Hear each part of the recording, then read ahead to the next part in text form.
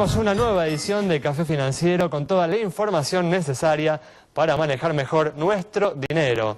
Frente a la preocupación por la inseguridad, hoy vamos a hablar de seguros contra robo en cajeros automáticos. ¿De cuánto sale y qué incluye esta cobertura? Vamos también a repasar lo sucedido en los mercados de capitales y vamos a ver lo que puede suceder en los próximos días y también vamos a analizar los hechos más destacados en materia económica de la última semana, hoy con la presencia del economista Jorge Vasconcelos. Quédate con nosotros. Tras el siguiente intervalo vamos a regresar con todos estos temas y vamos a responder a todas tus consultas.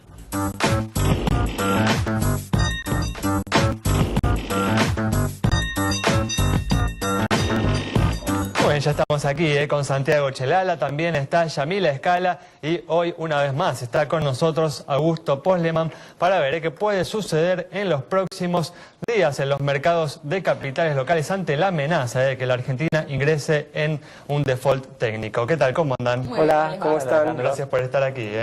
Vamos a ir rápidamente a las noticias que tenemos para hoy. Y la semana, a comienzos de esta semana, el gobierno se reunió con el titular de la CGT oficialista, Antonio Caló, para hablar sobre la actualización del impuesto a las ganancias, un reclamo que también hacen las centrales de trabajadores opositoras. Santiago presenta este tema.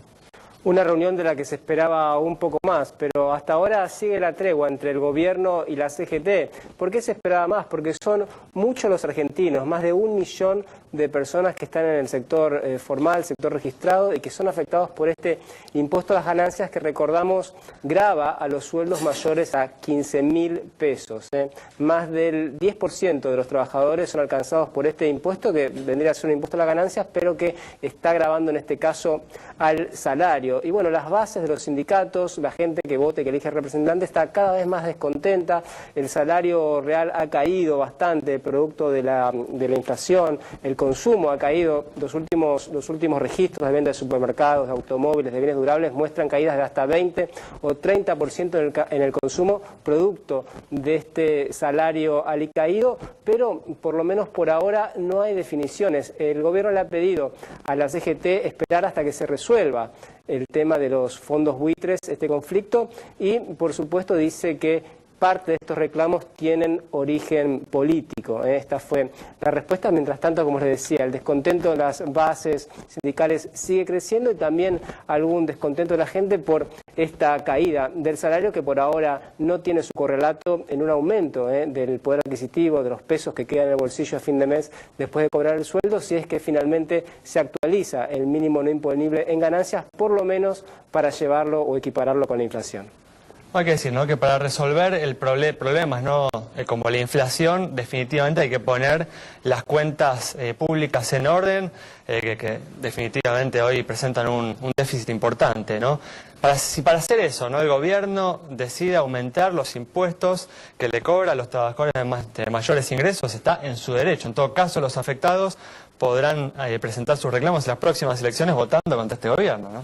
Así es, y también hay que tener en cuenta que el gobierno tiene el problema de la franja del 30%, al igual que el gasto público. Por lo tanto, tampoco puede ser muy generoso con los recursos fiscales, justamente porque tiene que financiar ese déficit que ha ido creciendo. Casi se ha duplicado el déficit fiscal en el último año. Definitivamente. Bueno, vamos a seguir ahora con información sobre seguros contra robo en cajeros automáticos.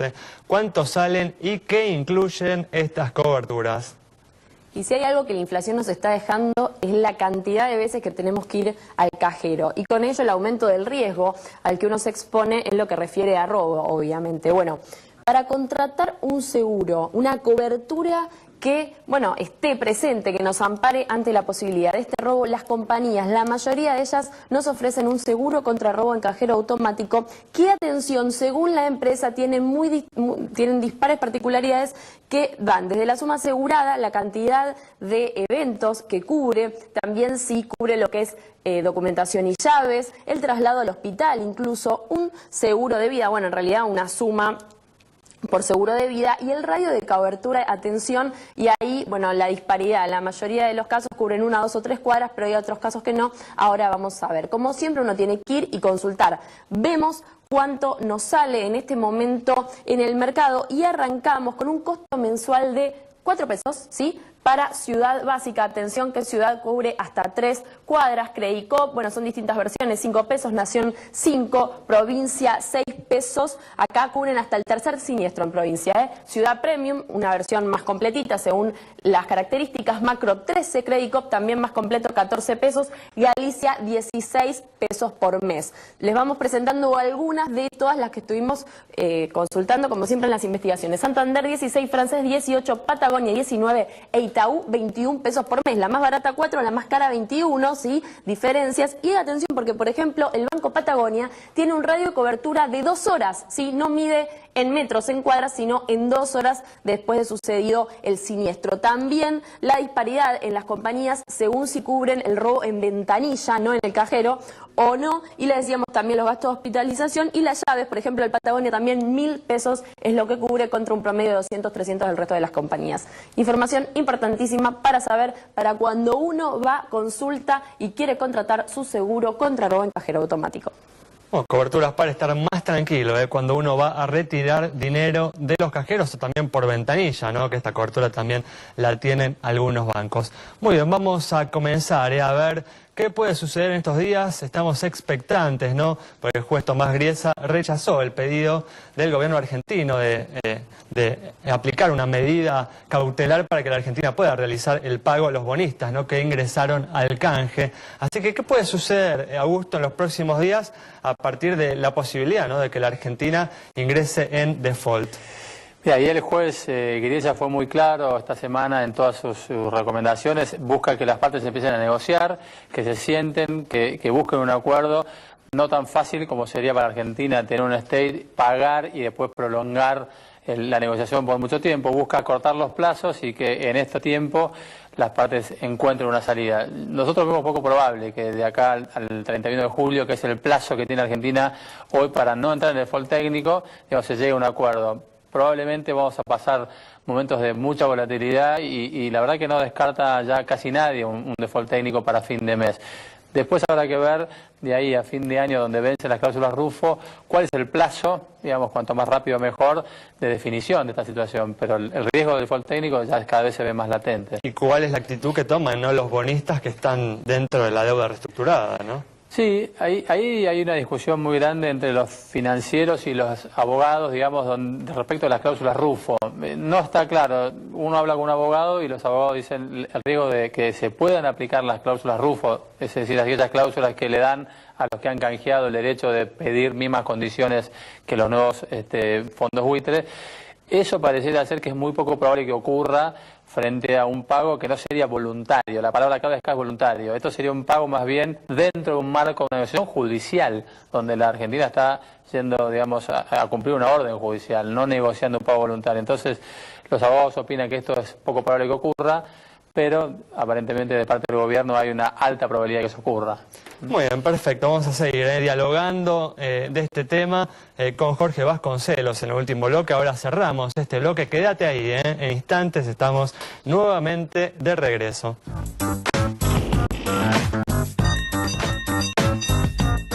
Muy bien, abrimos este segundo bloque. Vamos a responder, como hacemos siempre, a las consultas que nos han enviado. Por ejemplo, la consulta de Analía sobre la situación del Banco Galicia.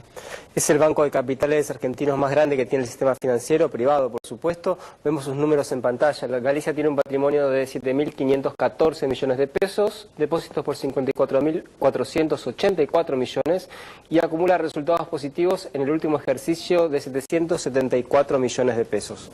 Buenos indicadores de solvencia y también de liquidez, cara sonriente para el Banco Galicia. Bueno, cambiamos de tema. Tras la disparada de los precios en enero, luego de la devaluación, la inflación viene cayendo mes a mes y en junio se ubicó en el nivel mínimo del año. Estefanía Daníbal dialogó con el público para conocer las expectativas que tiene sobre este tema.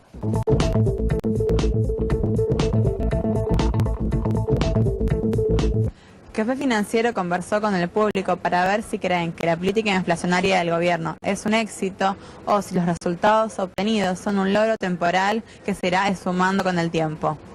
No, yo realmente no creo que se haya que haya bajado, que se haya reducido la inflación en los últimos meses. Y la verdad que actualmente es una de mis mayores preocupaciones. Creo que la raíz está en una cuestión más de tipo cultural, de los comercios, comerciantes, productores que tratan de especular con esto, y creo que el cambio tiene que ser más cultural que económico, y es una variable que muchas veces no se atiende. Porque no, para mí la inflación no bajó. Está al contrario, está subiendo y la plata cada vez alcanza menos. No creo que haya bajado la inflación, es más, se ha incrementado, por más que sea unos puntitos, ha subido, no ha bajado nada. Creo que hay un conjunto de políticas, pero lo que tiene que ver con la baja de los precios tiene que ver también con una cultura de todos los ciudadanos que tenemos que ir a buscar esos precios. Es trabajoso, pero es el único camino. Bueno, lamentablemente el gobierno no ha tomado medidas de fondo, ¿no?, en relación a este tema. Se limitó a estabilizar el valor del dólar y a contener las demandas salariales. En la medida en la que continúe en esta línea, la inflación difícilmente baje, ¿no?, del 30% anual que se espera, ¿no?, para este año. Por ahí para este año se espera un poco más, se espera en torno al 35%, y para el año que viene no bajaría del 30%, lo que es una inflación bastante elevada, definitivamente. Sí, no hay recetas mágicas. Realmente una de las cosas que se hizo fue una caída de la actividad muy importante para bajar la inflación. Fue fundamental también una caída del consumo, como decíamos en el bloque anterior, en algunos rubros de hasta 30%, y bueno, justamente por eso también los precios han cedido un poco. Y no hay que descartar la posibilidad de que un nuevo recalentamiento en el mercado cambiario termine, ¿no?, en una devaluación, y eso genere una nueva disparada de los precios en los próximos meses. Muy bien, vamos a cerrar este bloque, como hacemos siempre, respondiendo a una consulta sobre la situación de una compañía de seguros. Para Luis, que nos consultó sobre la situación de Berkley, esta empresa presenta un activo de 1.285 millones de pesos, pasivo 664 millones, patrimonio 621 millones, resultado 285 millones de pesos, primas 424 millones de pesos, juicios 606, con buenos indicadores que se condicen con los del promedio del mercado. Es que le damos la luz verde de nuestro semáforo. Y recuerden, sigan enviándonos sus consultas, sus denuncias, lo que quieran, que les contestamos, @Café Financiero en Twitter o también en Facebook como Café Financiero, así nos encuentran, les respondemos. Información, como siempre decimos, muy importante que ustedes deben tener especialmente en cuenta al momento de elegir la compañía de seguros en la que van a asegurar su patrimonio, para tener la certeza, o por lo menos un alto grado de probabilidad, de que en caso de siniestro la compañía con la que están trabajando va a estar en condiciones de cumplir con sus compromisos. Cerramos de esta manera este bloque. Quédate ahí con nosotros, que en instantes vamos a estar dialogando con el economista Jorge Vasconcelos sobre los hechos más destacados que ha dejado en materia económica la última semana.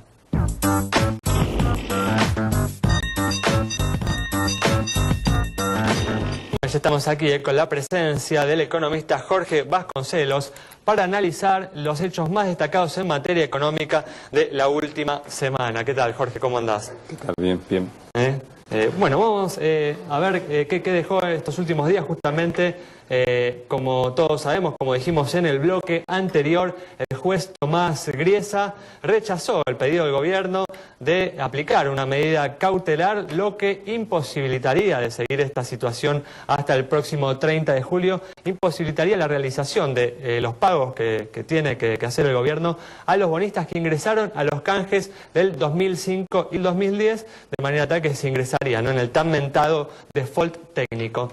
¿Crees que se va a evitar este desenlace, Jorge? Es difícil. En realidad parece que la única opción que queda es que el gobierno pague de contado, le diga al juez Griesa, bueno, perdí el juicio, la Corte Suprema no tomó mi caso, dígame cuánto tengo que pagar y a dónde tengo que transferir el dinero. Porque hay que ver que el gobierno, la presidenta está muy preocupada por el hecho que después pueda haber juicios por la famosa cláusula, ¿no?, Rufo contra ellos, contra estos funcionarios. Por lo tanto, ese me parece que es la principal complicación, pero también es cierto que los litigantes, los llamados fondos buitres, no les conviene que Argentina entre en default, y por lo tanto siempre manejándonos en ese sendero angostísimo, hasta el 30-31 de julio va a haber alguna expectativa. Pero claramente hoy la probabilidad de que haya un arreglo es bastante menor por esas mismas dificultades y por lo tanto yo creo que hay una interrupción en el caso de que haya un default. Bueno, primero hay que aclarar que va a ser una situación, un terreno no recorrido por nadie. Algo peculiar, ¿no? Algo peculiar, porque el gobierno tiene intenciones de claro, pagar, cuando ¿no? hubo el default a fin de 2001, a principio de 2002, era claro que iban a pasar bastante tiempo hasta que el gobierno se pudiera reunir con los acreedores y reorganizar toda la situación. En cambio ahora va a estar la expectativa de que a partir de principios de 2015 esta negociación se va a reanudar. Por lo tanto, esto le va a dar una característica diferente a la situación. La brecha cambiaria puede subir, si el dólar paralelo puede subir más que el oficial, pero ahí nuevamente se da la otra peculiaridad, que es el hecho que las expectativas para la economía argentina de cara a 2016, cambio de gobierno, etcétera, son bastante positivas. Por lo tanto, eso también le puede poner un techo a la suba del dólar paralelo. La brecha cambiaria llegó a 65% en enero, antes de la devaluación. A lo mejor esa es una referencia que haya que... Como una especie de techo que claro, efectivamente. Ahora sería sobre 8.15, 8.16 del oficial. De todas maneras, el tipo de cambio oficial se va a tener que mover más rápido si se da este escenario del default, por el hecho que la forma de conseguir dólares pasa a ser casi exclusivamente los dólares comerciales y las exportaciones vienen muy mal, vienen cayendo más del 10% en esta primera mitad del año 2014 respecto igual periodo del año anterior, o sea que ahí va a haber que tomar medidas en el escenario este del default técnico. Pero como balance, justamente, si finalmente, ¿no?, el miércoles se concreta el default técnico, ¿qué esperás que suceda con la economía? ¿Crees que se va a acentuar la caída en la actividad que se ha visto en el primer semestre? Yo creo que hay que ver que la economía viene haciendo un ajuste muy fuerte. Si uno mira el pico del nivel de actividad que fue en mayo del año pasado, hoy estamos prácticamente 3% abajo, el PIB está 3% abajo de ese pico de un año y pico atrás. Pero ese ajuste lo ha hecho fundamentalmente el sector privado, es decir, los asalariados por la caída del salario real, las empresas por la merma de las inversiones. No así, no ha pasado lo mismo con el sector público. Si uno mira el gasto público, está creciendo al 42% interanual y los ingresos genuinos están subiendo al 34% interanual. O sea, hay una brecha de 8 puntos. El ritmo de suba del gasto público le saca 8 puntos porcentuales de ventaja a los ingresos genuinos. Si no sucediera eso, la caída de la actividad sería aún más brutal. Claro, lo que pasa es que el plan de gobierno, digamos, arreglo con Repsol, arreglo con Club de París, resolver el problema de los hold-out, era poder volver a emitir deuda en el mercado internacional para cubrir parte de ese déficit fiscal que surge del hecho de que los gastos suben por encima de los ingresos. Si la posibilidad de colocar deuda en el mercado internacional queda postergada, entonces ahí se le van a plantear dilemas muy difíciles al gobierno. O sube más rápido las tarifas, es decir, baja más rápido los subsidios, o reduce el gasto público o aumenta la emisión monetaria para cubrir el gasto público. A su vez, si aumenta la emisión monetaria a un ritmo mayor... Esa tercera parece ser la posibilidad más factible, ¿no? Bueno, eso le daría mayor presión inflacionaria a la economía, pero el Banco Central podría recoger parte de esa liquidez emitiendo más LEVAC a una tasa mayor, con lo cual habría un efecto de desplazamiento sobre el crédito al sector privado. O sea que los dilemas de política económica que se abren si hay una situación de default son incómodos para el gobierno.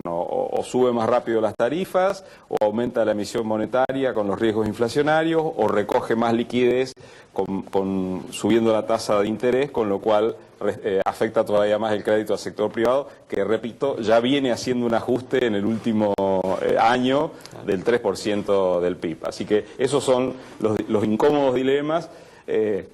no va a ser un momento bueno para estar en los zapatos del ministro de Economía. Sí, entre todas las opciones malas parece que habría que elegir la menos mala, ¿no? Efectivamente. Es así, pero vos recién dijiste algo que me pareció interesante, dijiste, a los fondos buitres no les conviene que la Argentina entre en default. ¿Por qué no les conviene? Porque realmente, bueno, el ministro decía, son justamente fondos buitres porque no negocian, y parecería que siempre van a fondo y siempre pretenden que al que está siendo, digamos, atacado por estos fondos les vaya peor, y a Argentina lo peor que le puede pasar, por lo que vos decís, es justamente entrar en default. Yo creo que la prueba más clara de que a ellos no les conviene el default es el dinero que han invertido en hacer páginas enteras de publicidad solicitadas en los diarios locales diciendo lo peligroso que era para el país entrar en default. O sea, como dicen los abogados, eso exime la necesidad de mostrar más pruebas. Ellos invirtieron mucho dinero publicitario en decir al país no le conviene entrar en default.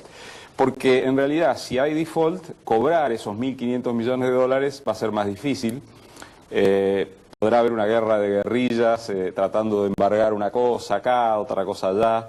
Pero nunca se van a juntar 1.500 millones de un minuto para el otro, como sería el caso que el juez Griesa lograra que Argentina reconozca que tiene que pagar y se olvide de seguir litigando, que en este momento parece la única posibilidad de que Argentina no entre en default, lo cual políticamente al gobierno también le implica sus costos, ¿no? O sea, para la campaña electoral eso los opositores lo van a usar mucho si es que ocurre. Jorge, si finalmente ocurre ese escenario que vos decís, que ahora empieza por fin a ajustar el sector público, ¿por dónde pensás que van a venir esos ajustes? ¿Por el lado de las tarifas, de los subsidios, por el empleo público?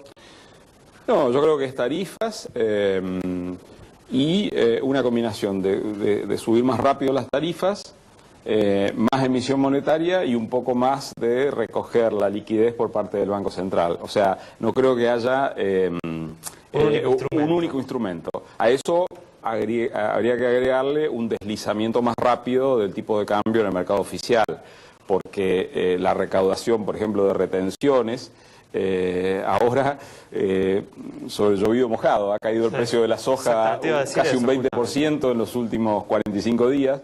Eso hace que la recaudación impositiva por el lado de las retenciones para esta segunda mitad del año hay que calcularla en función de cómo suba el tipo de cambio oficial, no mucho más que eso. Cayeron los precios presentes y también los precios a noviembre, ¿no? De una manera significativa. La verdad yo no recuerdo haber visto un valor por debajo de los $400 la tonelada como se ven los contratos a noviembre. Este año la cosecha fue muy buena, por lo tanto, si uno cuando haga la cuenta a fin de año, probablemente las exportaciones del complejo agroindustrial, sumando todo, granos, aceites, derivados, etcétera, sean una cifra del orden de los 30.000 millones de dólares este año 2014, que va a ser muy parecida a la del año pasado, porque los precios son menores, pero el volumen es mayor.